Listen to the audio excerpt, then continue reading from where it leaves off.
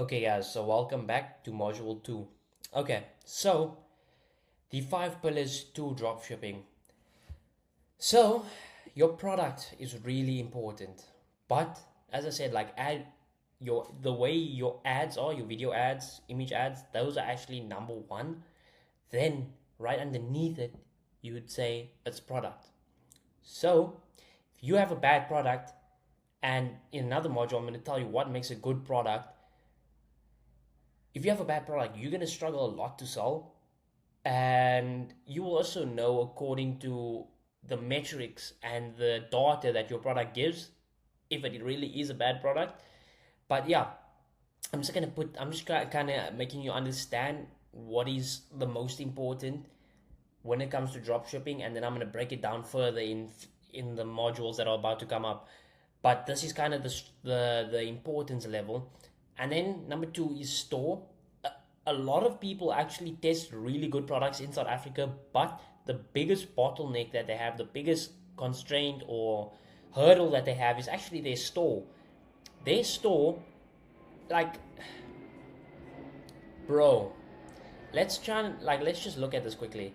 This person genuinely hasn't removed the background on their logo. That's number one. And look at the color contrast. Like, this is all pink. I'm telling you, if I had to go on this website and I saw something like this, I'd be like, well, holy scam. Like, this looks like a scam. I wanted to put a video of what the website actually looks like, but this Miro app wasn't allowing me to do it. But your store is so important, because if you might have an insane product, right? But your store looks super scammy, because a lot of people in South Africa, they have a lot of trust issues when it comes to online purchases. Like, only recently in South Africa has online shopping kind of become a thing.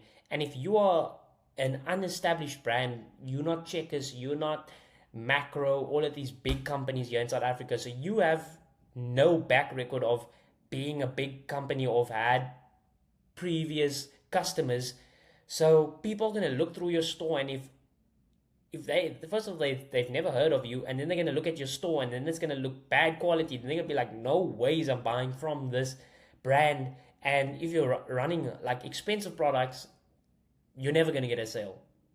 So yeah, your store is actually so important. So that's why I put it at number two, because that's actually the biggest issue that a lot of people face when it comes to the dropshipping game in South Africa. I've seen like 50 plus stores now of people sending it to me, and I look through it and I'm like, bro, it makes sense why you're not getting sales, because you've put practically no effort in your store. Some people want to build their stores with AI.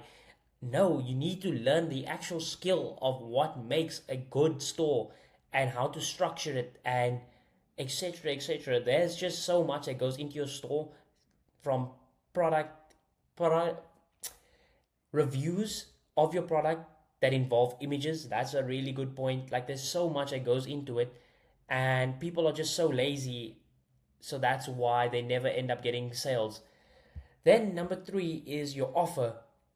The offer is what can really, like, push you to the 6 or 7 figures. If you're trying to get your first sale, the offer is not the end of the world.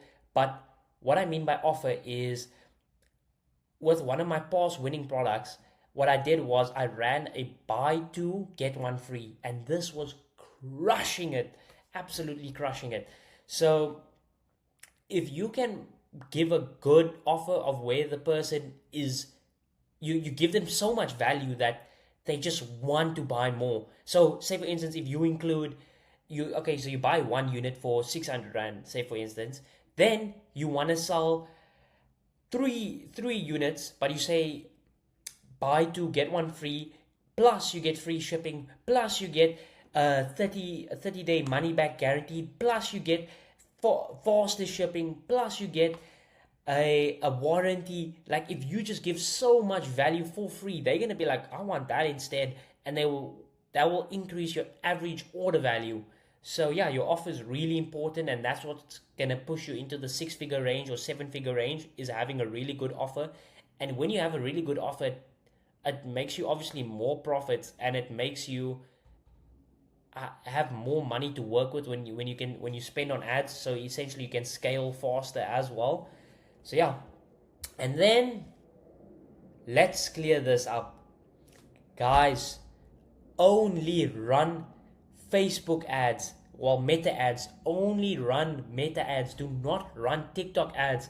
I've seen so many of you guys running TikTok ads, and you guys will have like 1,000 sessions on your store and no sales. Of course, you're not going to. Now, the reason why you never should run TikTok ads is the quality of the traffic is terrible. You're targeting little kids. Like majority of, like, I'm talking from experience. I've ran TikTok ads and it is not worth your time. I got like 400, 500 sessions, got zero sales, and I know how to build a store. I'm on my way to do six figures, and that's kind of proof that I know what I'm doing, correct?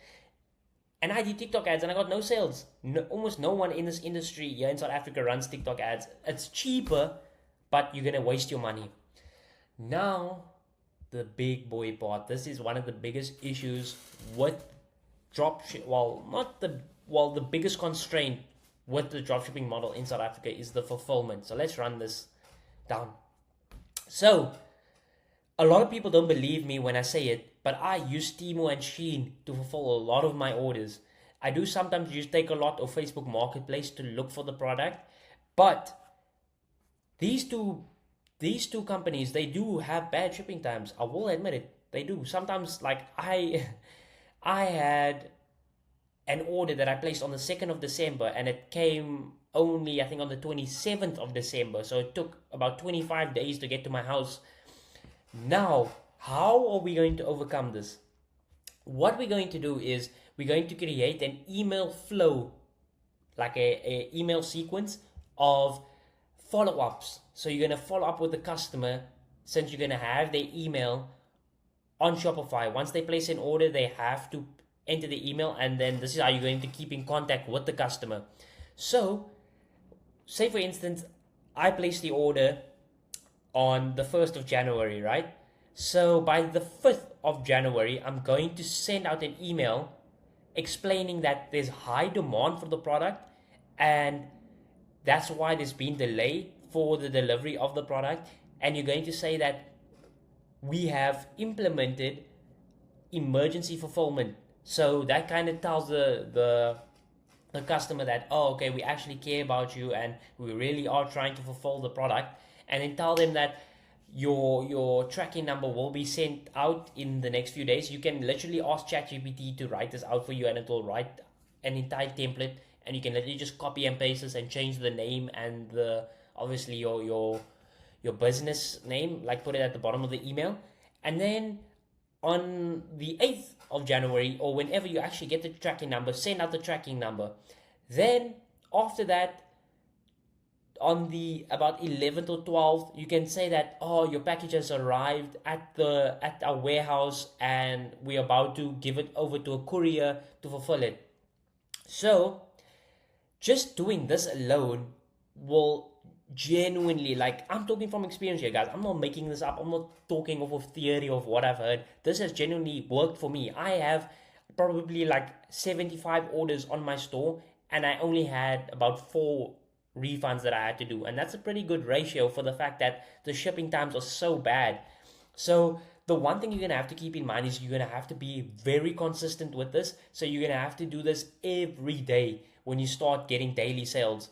So keep up to date with your emails, because if you're gonna let this kind of be you're gonna fall behind on it, it's gonna become an issue, because some people are gonna actually follow up with you about their order, and they're gonna come up with this excuse or objection on why they want a refund. Is they're gonna say, why should I have to continuously follow up with you, and why do I have to reach out to you to give me updates on my order, and they're gonna feel like it's a scam. So you have to be up to date with your emails and keep sending them out. And eventually, when you get to a certain point, you can actually like outsource the email, like the follow-up emails. You can hire like your sister or someone in your family to do this for you, because this does take quite a lot of mental bandwidth. if you're going to be doing it on your own and you're trying to focus on scaling your store, etc., etc. But this is a really good source here that I'm giving you guys. Is this email sequence will save you so many like refunds from happening. And I put this little note here to say that you will encounter people that are going to force you to refund you. It's part of like it's generally part of the game.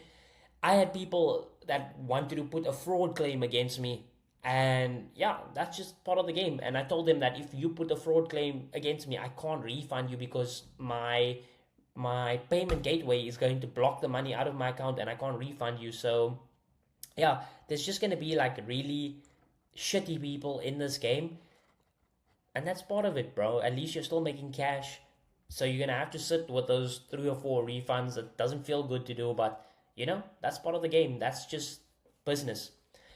And then let me save you guys some time as well. And this right here, RMX Store to Door, is the best courier that you can use. Not Courier Guy, not Fastway, any of that. Use RMX.